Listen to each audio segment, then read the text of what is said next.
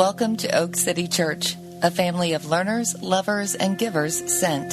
For more information, visit us online at oakcitychurch.com.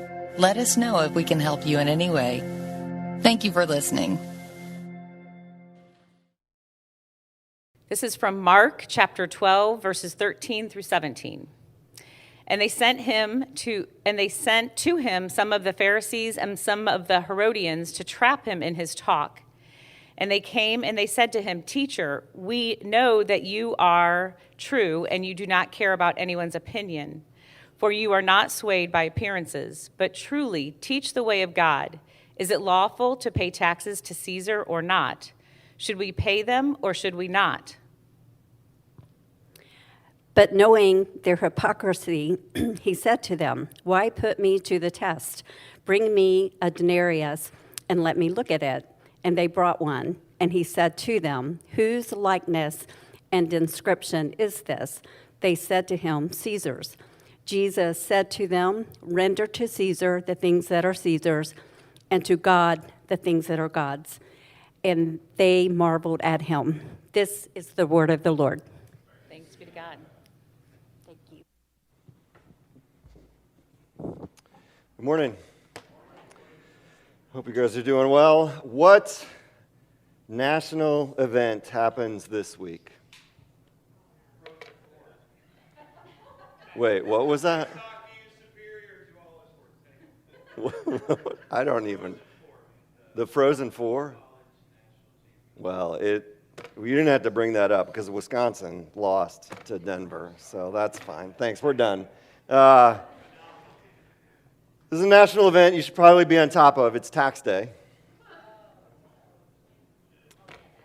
You're welcome. And my sermon is giving unto Caesar what is Caesar's. So, I planned this pretty good, didn't I? I actually didn't even realize I was walking with my neighbor Ian maybe Tuesday talking about the next passage. And he's like, "Oh, that's perfect." And I'm like, "It's perfect?" He's like, "Yeah, tax day is next week." I'm like, "Tax day?" He's like, "Yeah, the day you pay your taxes." I'm like, "Oh, right." It is. So that's it. How do you feel about paying your taxes this week?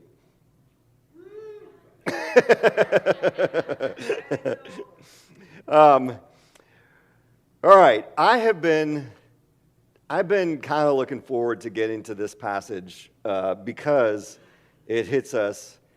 I think it just hits us where we live, not so much with our taxes as with the cultural moment that we have found ourselves in. And it is an inherently political passage. So I'm going to talk a little bit, not in particular issues and stuff, but it's just going to be political. This is a bit about politics. Are you more excited about paying your taxes this week or about listening to me talk about politics? It's a 50-50. It's hard, I know. I put a trigger warning in the weekly that hey, this is a passage that's going to be a little bit political, which I've only ever put a trigger warning in the weekly for sexual content in a passage, and so it's kind of where we are. And so that's where this passage is. The last couple weeks, we fast forwarded in Mark to get to the crucifixion and the resurrection. We are backing up a few scenes. We're still in the last week of Jesus because there's so much good content in these last handful of conversations and scenes that I wanted to get to. And I think it was Ian that's like, "Well, so how are you going to end the book of Mark?" And I'm like, "I don't know, maybe next Easter we'll get back to Easter. I'm not sure." Or what's probably going to happen is we're going to have Easter in July, like Christmas in July, but Easter in July to finish off the thing. So here's how we get into this passage. They sent to him some of the Pharisees and some of the Herodians to trap him in his talk. So this is the last week before Jesus is crucified. There's a lot of challenges. I mean, he knows he's going to Jerusalem, and it's like the power center of Israel, and so there's just a lot of these conversations. And so the they in this passage is probably the Sanhedrin, which is a little bit like Congress for Israel at that time. The Pharisees and the Herodians, there's really not a lot about the Herodians historically, but you would know these two groups are political rivals. They're not political allies, and particularly when it comes to this issue of taxation, it's not quite like they sent some Republicans and some Democrats because they had more than just two parties. It's not, they sent Mitch McConnell and Nancy Pelosi to talk to Jesus, but it's not that far away. The The Pharisees, maybe in this sense, are a little bit like theocrats in that they want an Israeli king on an Israeli throne, and they want to be just done with Rome, not under Rome's thumb. And the Herodians, Herod was the king that was appointed by Rome, so the Pharisees thought he was a puppet of Rome, and so they didn't like that. They wanted to be they felt like the Herodians were sellouts. And so the point is that these rivals even are aligning against Jesus. Like Jesus wasn't winning favor with any of their political parties. Jesus was not winning favor with any of their parties. And so Mark says explicitly that they are trying to trap him because they want to get rid of Jesus. So they come to Jesus and say, teacher, not Lord, teacher, we know that you are true, and you do not care about anyone's opinion, for you are not swayed by appearances, but you truly teach the way of God. That's probably how they said that. God. Like this is what it is to butter someone up. I mean, that's what they're doing right now. They're sweet talking Jesus. And they don't believe that he is true. They don't believe that he teaches the way of God, or they wouldn't be trying to trap him. They would instead just be doing what he says. And ironically, they give a pretty accurate description of Jesus because he is true. He's not swayed by anyone's opinion except for the Father's. He's not swayed by appearances, and he truly teaches the way of God. So they got it right while they were getting it wrong. And so then their question, is it lawful to pay taxes to Caesar or not? Should we pay them or should we not? So here's the trap. If he says that yes, you should pay taxes to Caesar, then he looks like he's a little loyal to Rome, and he loses like his populist probably base for him, in our terms. Like that sense, he's one of the people. And if he says they should not pay taxes, then he looks like someone who is rebelling against Roman authority, wants to lead an insurrection, and they have reason to arrest him. Something else about the way that they phrase this, it's a binary choice. It's a yes or a no. It's black or a white. There's no room for nuance in the way that they have framed this issue. It's just, give us your answer. Does that feel familiar to anyone other than me? Do conversations about politics feel like traps with only binary choices? Does anybody else in that camp? Because that's definitely where I am with where it feels like right now. And let me ask this. Do they feel more like traps than they used to? Because it seems to me like they do. So in Jesus' day, they lived in politically charged times. There are four main parties they talk about without the Herodians, actually. There's not a ton of information about the Herodians, but the Pharisees, the Sadducees, the Essenes, and the Zealots. So the Pharisees are kind of religious leaders. They're really focused on following the law and moral purity. The Sadducees, who are kind of come to the fore in the next week's passage, they're actually more theologically conservative, but they're also more likely to consort with the Romans, and they're like the elites. They actually have the most power in the Sanhedrin, from what I've read. The Essenes are maybe the preppers. They withdrew from society. If you've heard of the Dead Sea Scrolls, they were found in Qumran, which is out in the desert, and that was a group of people that had just detached from society. Maybe preppers. Is Ken in here? Is Micah an Essene? She's not here. I was going to make fun of her, but talk to Mike a little bit. And so they just kind of withdrew from society. And then there's the Zealots, and they are the preppers with guns, which is probably the preppers all have guns, right? So these people are holed up in western North Carolina someplace ready to go. That's what the Zealots are. So they've got the groups, like it's all charged. And a lot of these passages we've been going through are just inherently political. When Jesus walks into Jerusalem on a donkey, he's signaling he is the king that they've been waiting for. And I said that day that on the other side of Jerusalem coming in is probably Pilate coming from the coast on a war horse with an army. It's a setup, Jesus talks about you can't serve God and mammon. That's kind of the kingdom of God and the kingdom of the world. Later in 1 John, John writes, "Don't love the world or the things in the world. If anyone loves the world, the love of the Father isn't in him." Jesus' language about the kingdom, and then the Son of God is political language because the Caesar was the Son of God. And so if Jesus is the Son of God, he's setting things up. And gospel even was a political word, not a religious word. We only know it as a religious word, but they only knew it as a political word. It was good news about something that happened with the Romans. So they had a charged climate, but we have a politically charged climate. And I do think it's more charged than it was 20, 30, 40 years ago. I'm going to show this little clip.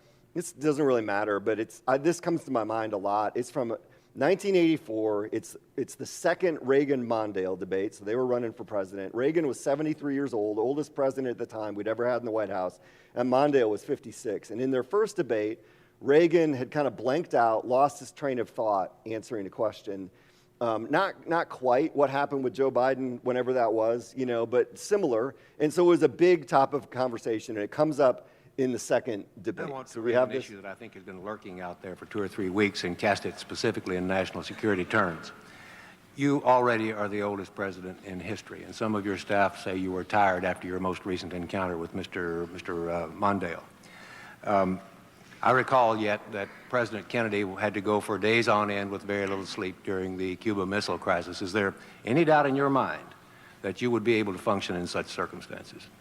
Not at all, Mr. Truitt, and I want you to know that also I will not make age an issue of this campaign. I am not going to exploit for political purposes my opponent's youth and inexperience.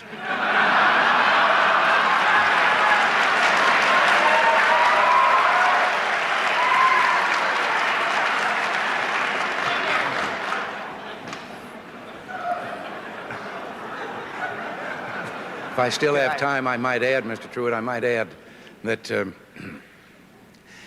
it was Seneca or it was Cicero, I don't know which, that said, if it was not for the elders correcting the mistakes of the young, there would be no state. Mr. President, I'd like to head Right, for that's the end of the fence. clip. And my point in showing that is, could that happen today? Just like Mondale is laughing. He later said that's the moment he knew this was over. The moderator is laughing. It's just something is different. Like it's more amped up. It's more amped up now. Something's changed. The Speaker of the House when he was president was Tip O'Neill. They're the opposite end of the political spectrum. But I guess they had dinner every Thursday night. There's a clip going around now with Chris Matthews, who was a political commentator for a long time, who worked for Tip O'Neill at that time. And in it, they have clips of Reagan and Tip O'Neill like gushing over how much respect they have for each other. That would be like Trump and Nancy Pelosi during his first time talking about how much they love and care for each other. Like it just wouldn't happen. Politicians would lose their base if they were that magnanimous and civil with each other. For some reason, something's different. And so I think a question is, are we in a worse situation than we were 20, 30, 40 years ago? Like not that, but like just in our country, are we in a worse situation than we used to be?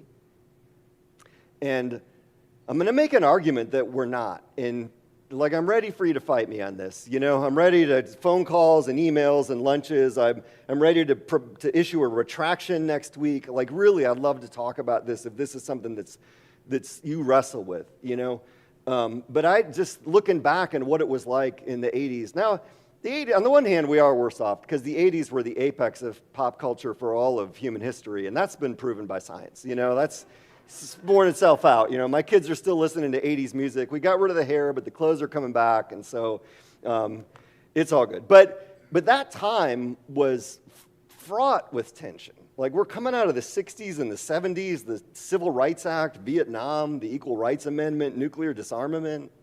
I read a book a few years ago called The Warmth of Other Suns about the Jim Crow South, being from the North.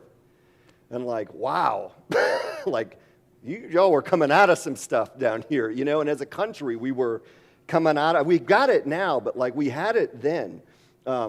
We lost 7,000 soldiers in Iraq and Afghanistan over, say, a 20-year period. We lost 58,000 soldiers in Vietnam, mostly over a 10-year period, and we had a draft. Can you fathom what would happen right now if they instituted the draft? I don't think we'd make it through that. geopolitically, well, economically, in this, and I barely remember this, but just in the 70s, I mean, inflation now is what, 4%? It got up to 6 or 7% maybe. It was 15% in 1980. Like, imagine that. The interest rates were running steady at like 11% and peaked at 18% in 1981. Try and buy a house with interest rates at 18%. Geopolitically, like, we talk about China becoming a superpower, but the Russians were, we and the Russians had a thing, man. We were the superpowers. The space race was a thing. We had nuclear bomb drills, like kids getting underneath their desks. That was a great idea. I remember watching a show on PBS about how we were not going to make it out of this era without at least a limited regional nuclear conflict. Like, it just wasn't, that's the tension that was being injected. How many people remember The Day After? Made-for-TV movie. These were the ads for The Day After. So this is middle of Kansas, the missiles going off, and then this next one, perhaps the most important film ever made. And so this thing was watched by 100 million people in the United States. Now, we only had 4 channels, so it wasn't as hard to get 100 million people, but like, everybody watched it. Reagan said it changed his posture towards nuclear talks with the Russians. They had 800 numbers set up with counselors for people to call into after this was shown. They had a panel discussion right after it with Carl Sagan, Elie Wiesel, Henry Kissinger, and Robert McNamara. Like, it was just this giant, like, what's going to happen here? The original Red Dawn movie with the Russians dropping into Kansas and mowing those kids down in the elementary, like, we thought this is happening. Then Rocky IV came along and Sylvester Stallone fixed the whole thing, you know? The tension now, like, it's hard for us to get that. Like this hockey game we had a couple weeks ago with Canada, y'all, people skip church for that. We're never getting in World War III with Canada.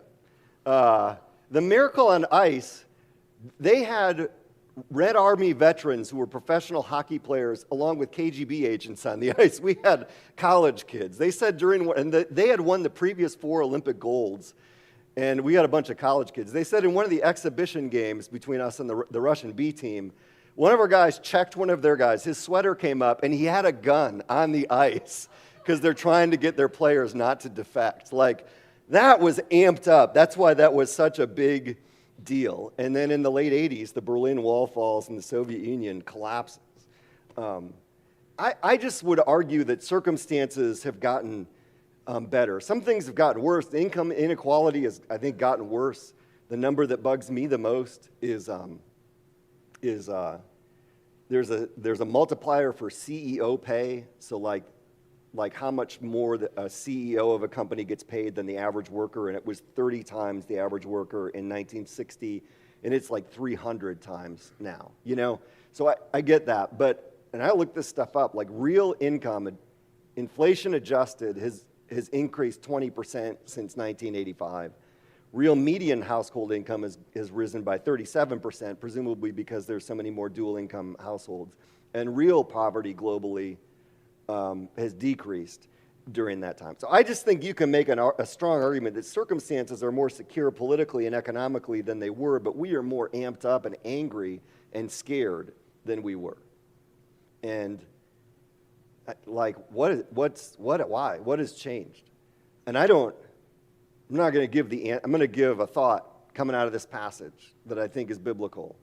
But this stuff is close to my heart. If you know me, this stuff is close to my heart. I think about this a lot. And so this passage, I think, points us in the right direction. So knowing their hypocrisy, Jesus said to them, why do you guys keep doing this? Like, when are you guys going to figure out that this is going to go well for you? You know, why do you keep putting me to the test? Bring me the denarius and let me look at it. And so they bring him one. So he calls them out. They don't care what he thinks about the poll tax. They just want to get rid of him. And the poll tax, a little bit more about this tax. There were 3 taxes they paid to one was like an income tax, and one was a produce business, I don't know. And then this was the head tax. This tax was 1 denarius per person. A denarius was like the average daily wage of a laborer. So like just kind of lowest income, minimum wage, I don't know what, but it's not a ton of money It's probably less then than it would be now. Not a ton of money. It's almost symbolic, like saying, you have to pay us this for the right to breathe Roman air if you're going to be in the Roman Empire. And so I think that's why it frustrated people. And when they instituted this in 6 AD, there was a Jewish guy named Judas the Galilean, so he's from Galilee as well, who led a revolution, or like an armed revolt against it. He did 3 things. He went up on the Temple Mount, armed people, and kicked out the foreigners and the Romans. So he cleansed the temple. He said, God is our king, not Caesar. And he said, don't pay the poll tax. Now, in our scene, Jesus, just a couple weeks ago for us, but a couple days ago for them, cleansed the temple. He went up on the Temple Mount and turned over the tables. He's been saying, kingdom of God over, I'm the Son of God, not Caesar. And so now they're trying to get him into a very specific corner with this Judas the Galilean, because if he says don't pay the poll tax, then they can do to Jesus what happened to Judas the Galilean, and he got killed for it. And so they're trying to, it's a specific trap. And Jesus said to them, whose likeness and inscription is this? And they said, Caesar's. And Jesus said, render to Caesar the things that are Caesar's, and to God the things that are God's. And they marveled at him. Like, oof. It's a little bit like that clip where Mondale's like, well, you get credit where credit's due. That was a pretty good answer. And that's what they're doing with him. And there's an irony in this scene, because they're asking Jesus, should we pay this tax of a denarius? Should we be dealing with Roman currency? And he's like, well, I don't even have it. You guys got one? They're like, oh yeah, we got one. Okay, guys. And this was I think I have a couple pictures of a denarius. So it's got a picture of Tiberius on it, and then the other side of it. One side said, like, Tiberius Caesar, divine Augustus, son of God, son of Augustus, and the other side, Pontifex Maximus, high priest of Rome. And so render to Caesar things that are his. So it technically was him. Every time they got a new emperor, they minted new currency. And I have read a few places it came out of the emperor's money. And so it was technically his money. And it was a flex to put your money on the currency, which we got someone that's thinking about putting their face on the currency, right? And it's a flex. And so it was held to be their property. And so, yeah, there's a realm that is Caesar's. Give it to him. But give unto God the things that are God's, which is, an obvious allusion to Genesis 1, in the image of God he created them, male and, however that verse, like we're created in the image of God. We bear the image of God. Give yourself to God, but let Caesar have what is Caesar's. And so that's the driving question of the passage is, well, what is Caesar's and what is God's? And I'm going to give some answers, but you got to wrestle with what's the answer to that question. And I'll start with Caesar. God creates 3 institutions in the Bible: the family, the church, and the state. Those are the 3 organizations that God creates. And when he did that, he knew there would be no perfect families, no perfect churches, and no perfect states. No perfect moms or dads, no perfect pastors or elders or deacons or congregants, no perfect pharaohs, kings or queens, presidents or prime ministers, governors or mayors or aldermen, whatever those are, or citizens. But he created all that anyway.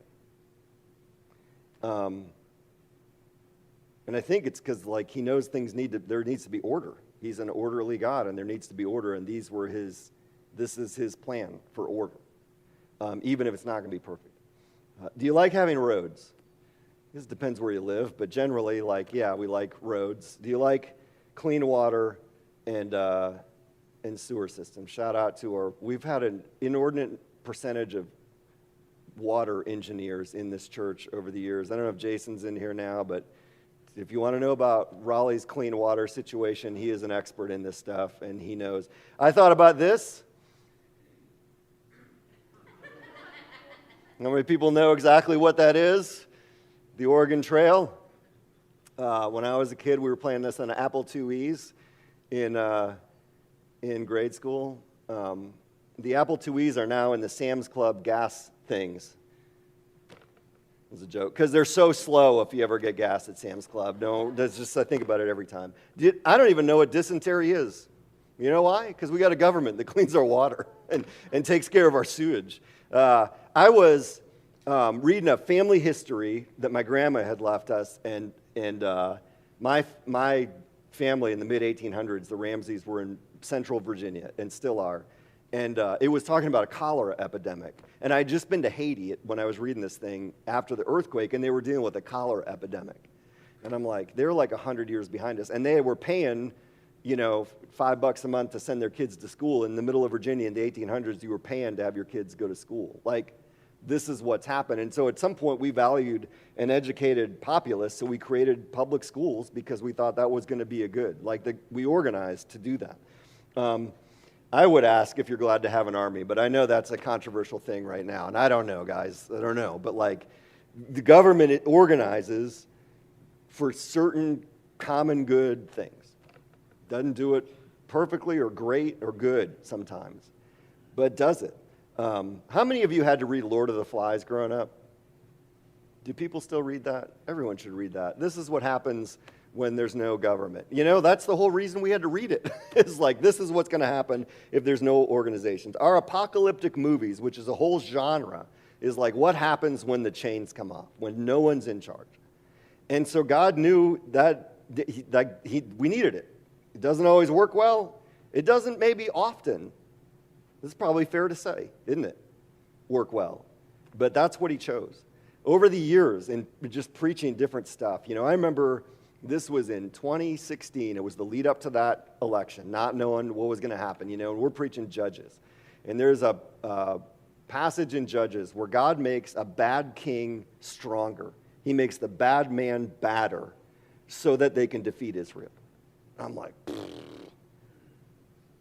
But he has his purposes in it. Babylon, Nebuchadnezzar, was an agent of God's judgment on Israel that God had prepared beforehand for his purposes. And yet, in the midst of that, you read the book of Daniel, and God seems to be doing a work in Nebuchadnezzar's heart, even as he's used him as an instrument of his judgment against his people. God is good enough and strong enough that he can use bad chess pieces to win the game, to accomplish his will.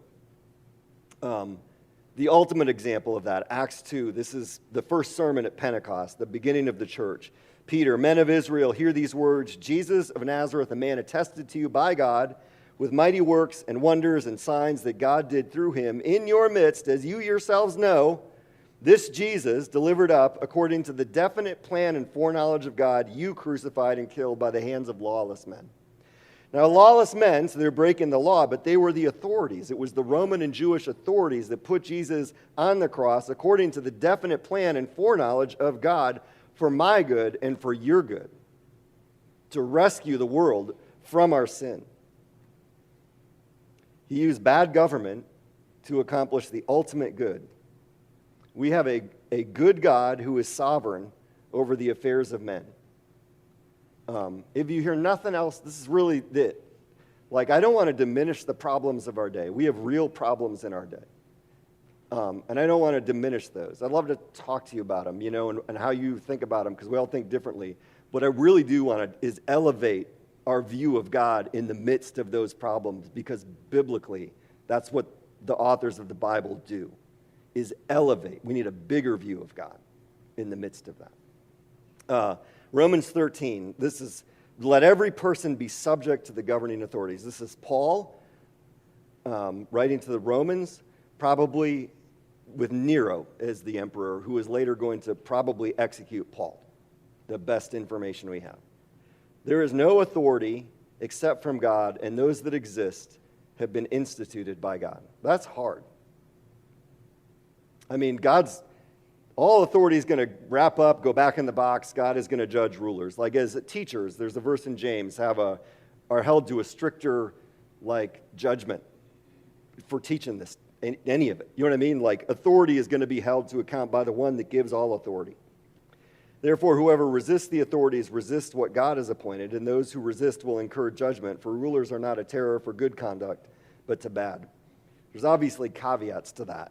There's obviously times when government is doing things directly opposed to the stated will of God, and the government should be opposed. Another sermon for another day.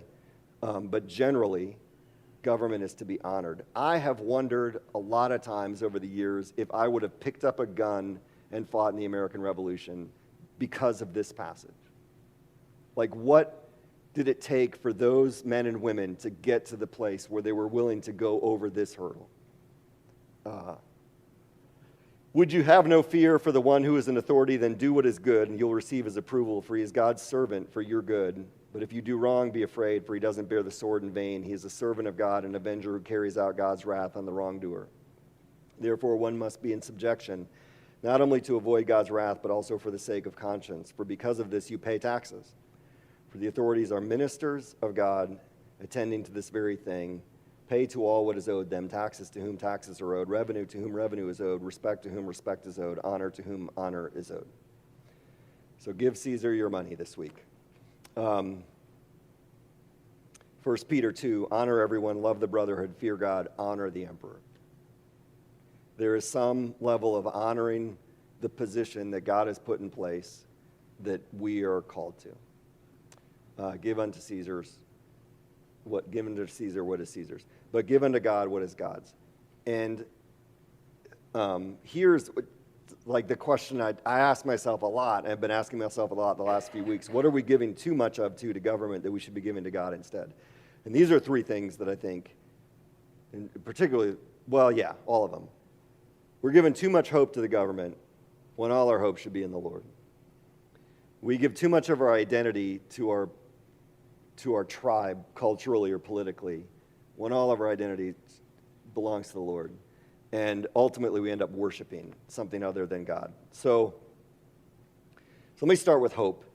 I've said this a lot over the past few years, probably started saying it during COVID. Fear and anger pay the bills. If you are a politician, if you have a 24-hour news organization, or honestly, if you are a pastor, fear and anger can pay the bills. Get people scared and get them mad. And we just get worked up about stuff. And I feel like there are things to be scared of, I guess. There are things to be righteously angry about, but I think we're amped up way beyond what God would have us be amped up about. And I think we get played over and over and over again. So I was listening to a guy, I don't even know what he's talking about, but he was talking about, he kind of bled into this realm, and he said he's driving with his daughter, and she brings up climate change, scared about climate change. And we'd be scared about climate change, but like, how scared, that's the question. There's the whole thing about Al Gore recently, like saying he didn't get anything wrong in his documentary 20 years ago that I think said 20 years from when he made the documentary, like Florida would be underwater. Whatever, like it's just, I'm old enough to remember when we were entering into a little ice age. Does anybody remember the global cooling scare? And so there's just things like after a while, you're like, wait a second. Like Y2K. How many people remember Y2K? That was the end of the world, right? Like, we were freaking out about Y2K. I mentioned the nuclear war stuff. When I was a kid, I remember specifically being in class and reading that in 20 years, we were going to run out of fossil fuels. I was not in that class 20 years ago, y'all. It's been a long time, and it seems like we got plenty of those fossil fuels. This is a whole problem unto its own. But after a while, you're like, why are people keep doing this? Paul Ehrlich was a guy that passed away recently. He wrote a book called The Population Bomb in, I think, 1973, about how hundreds of thousands, millions of people are going to die because we can't feed them. And, like, he was wrong. He was just wrong. And he kept saying wrong things, Now, underpopulation is going to be one of the next scares, and that's a whole thing. I remember I've mentioned this before, but in high school, I think, and it's probably because of that guy, I was thinking, man, do we have too many people? And so I did the math one day. This is the type of kid I was, of like, if you gave every person on the planet like 2, 3, 4 square feet, I forget what my number was, like how much space would you need if you just put all the people together? And I'm thinking like Texas or maybe Europe or something like that. You need like half of Rhode Island to fit all 8 billion people in the thing. I thought you could just shake it up and mix everybody. And I just started thinking, I'm not sure we have a population problem as much as a distribution problem. And I think maybe, I don't know. I just think we get amped up about all sorts of things. Like someone wants us scared. This guy was talking, and he said there was a manure scare in the late 1800s. And I'm like, come on, buddy. This cannot be true. And this is what I use ChatGPT for in my life. I'm like, Chat, is that true? Was there really a manure scare? And Chat did a great job, because in the late 1800s, there were like tens of thousands of horses in big cities. There's 100,000 horses in New York City. How many pounds of manure do you think a horse puts out in a day?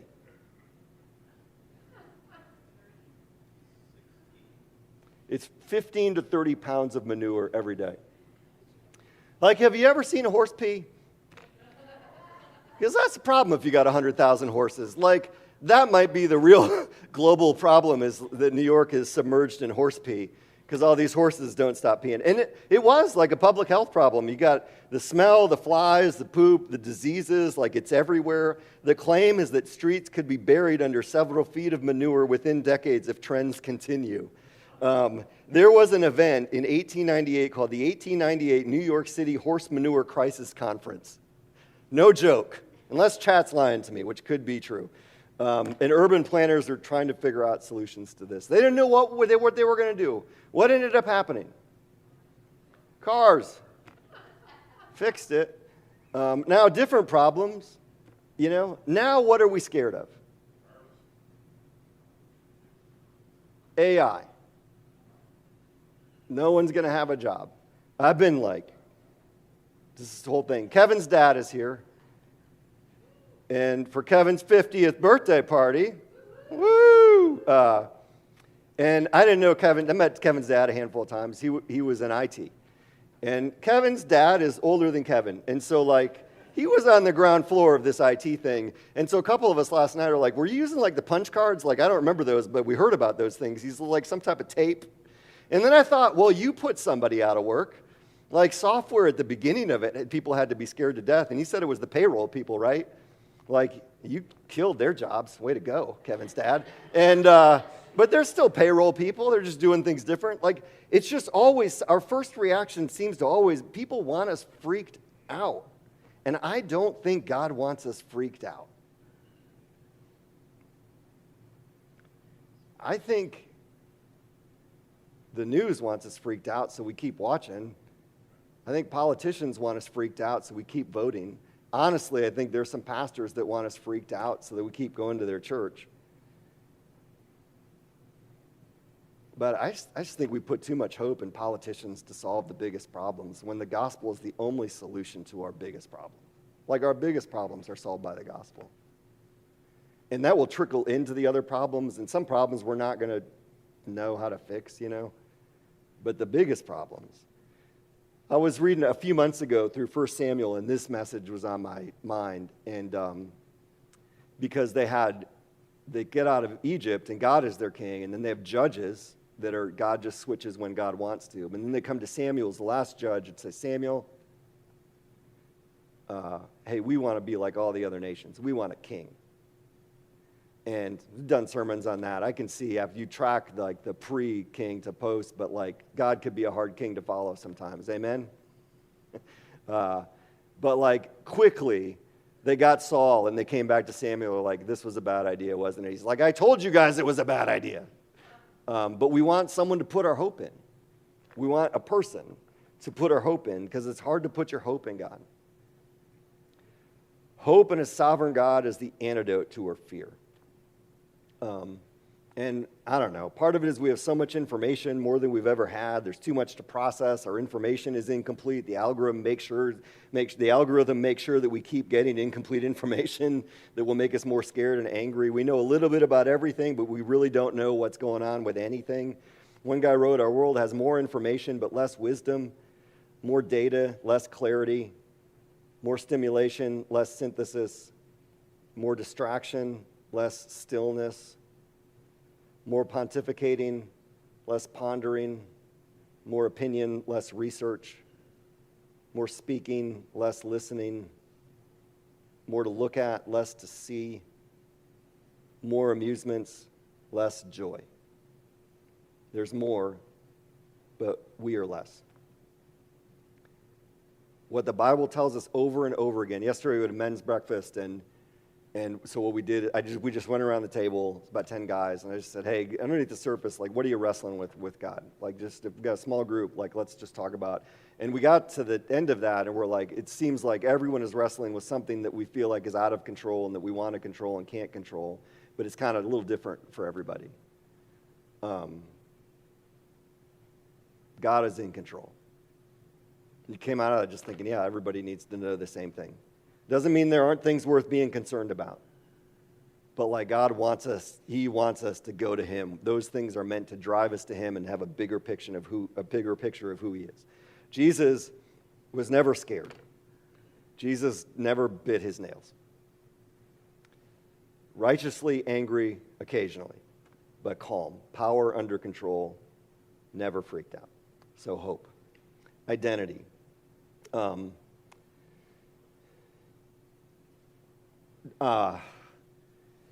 There's a site that I've mentioned in the past. I think they stopped keeping this up, but it's a good test called Hidden Tribes, about not just two parties, but 7 tribes within our culture, the exhausted middle and moderates, and the extremes make all the noise, is what they say, and most of us just want to have a conversation. But one of their things is like group identity and tribalism in America. Is that perhaps the most important aspect of the hidden architecture underlying political behavior is people's group identities.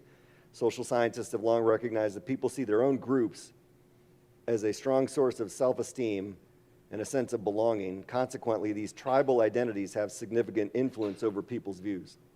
And so the way I worded this is, when our group being right, whether it be our political group, our team, our university, or whatever it is, like your group wants to be right more than another group. When our group being right becomes the means of defining our self-worth, we're more inclined to discount and disregard the perspectives of people who disagree with us, because it might turn out they're a little bit more right than we gave them credit for, and so we don't even want to talk to them.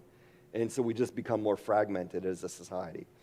And we have less personal contact with people we disagree with. I've thought about the Supreme Court before. If you listen to them talk about their relationships, like Antonin Scalia and Ruth Bader Ginsburg were like good friends.